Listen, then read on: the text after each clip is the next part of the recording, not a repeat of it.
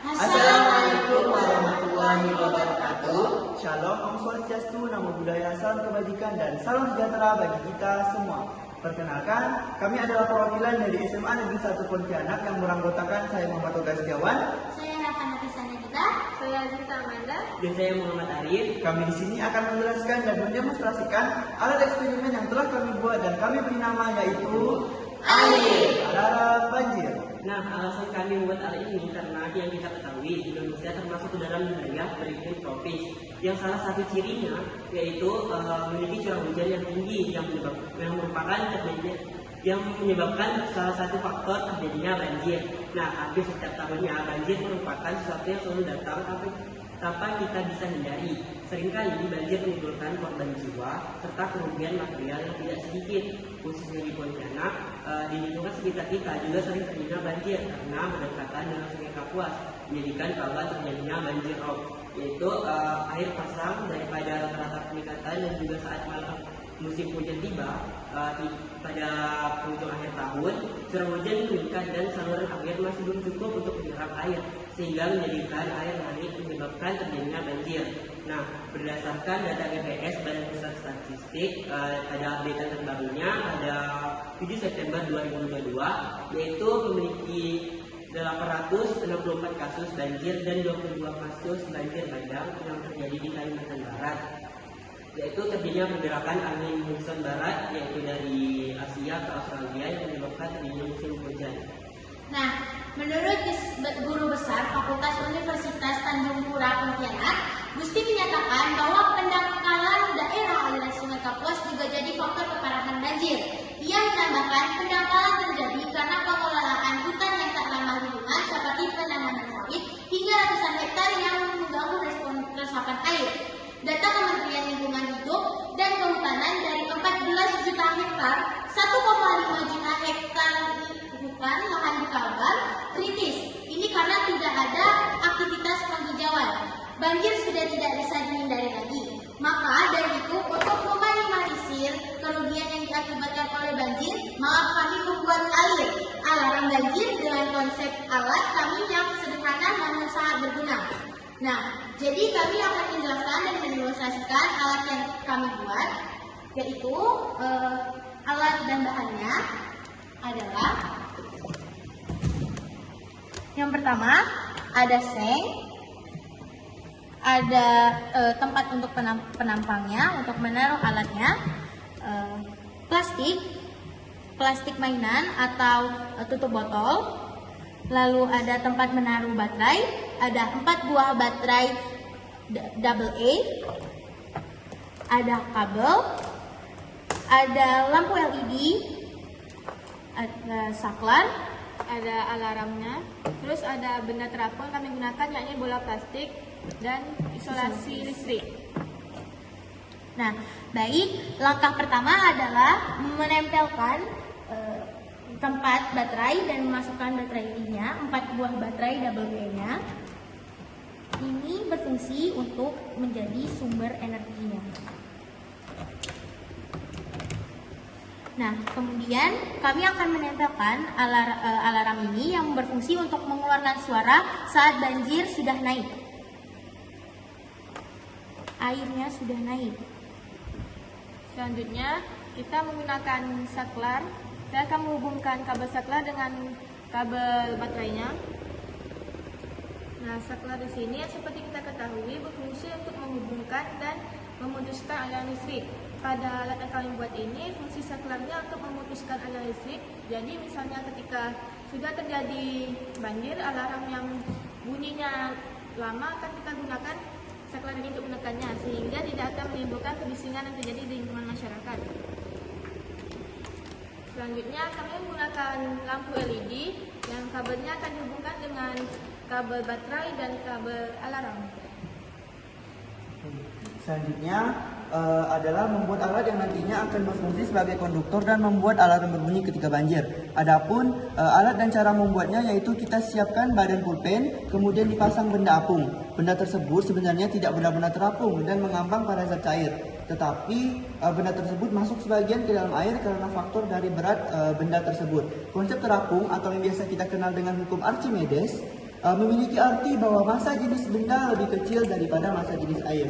Kemudian jika sudah pasangkan badan pulpen yang sudah ditempel di alat apung, masukkan ke dalam tutup botol atau bahan plastik yang sudah dilubangi sebelumnya. Nah, jika sudah, kemudian pasang seng bekas sebagai penghantar listrik, karena seng berbahan logam yang termasuk ke dalam benda konduktor, penghantar panas, dan penghantar listrik. Jika sudah, selanjutnya masukkan kabel tembaga yang masukkan kabel tembaga ke dalam tutup botol yang sudah dilubangi.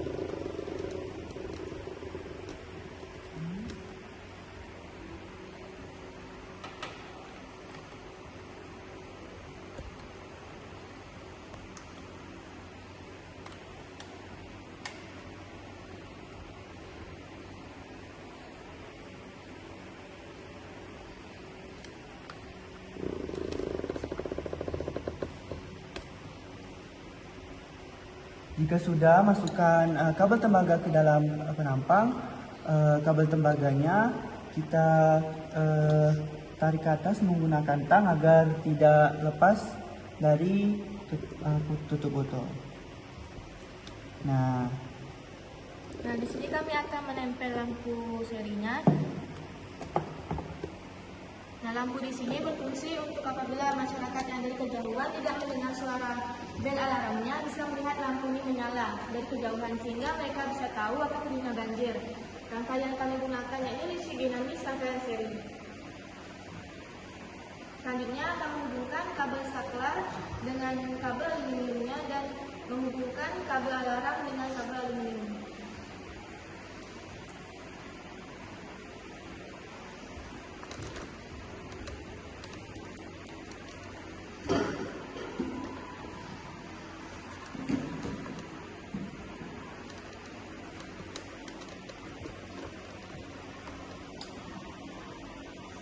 jika sudah disambungkan kabelnya, gunakan solasi listrik agar kabel tidak mudah lepas dan tidak terkena air.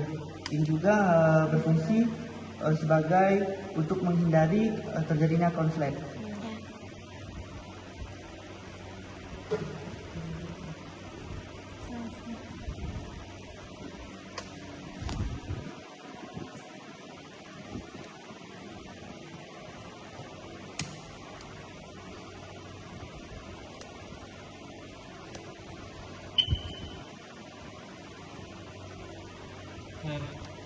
Baik, untuk mewujudkan cara kerja alat kami akan mendemonstrasikan alat kami.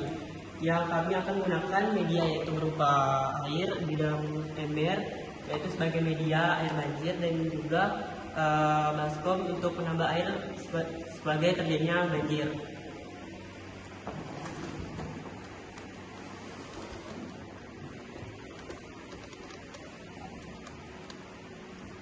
Nah, bisa dilihat bolanya masih di atas permukaan air, jadi kita akan menambahkan air sebagai jika terjadinya banjir saat curah hujan turun, air akan menjadi naik. Cara kerja alat ini adalah saat air yang meninggi, air tersebut akan membuat tembaga naik dan alarm berbunyi.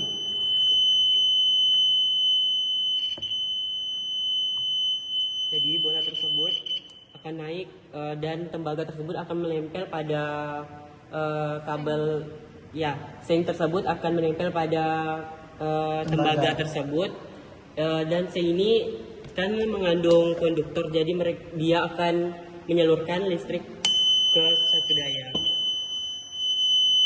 Lalu saklar di sini berfungsi untuk memutuskan aliran listrik, sehingga ketika alarm yang bunyi terlalu lama itu bisa kita matikan untuk menghindari terjadinya kebisingan saat terjadinya banjir.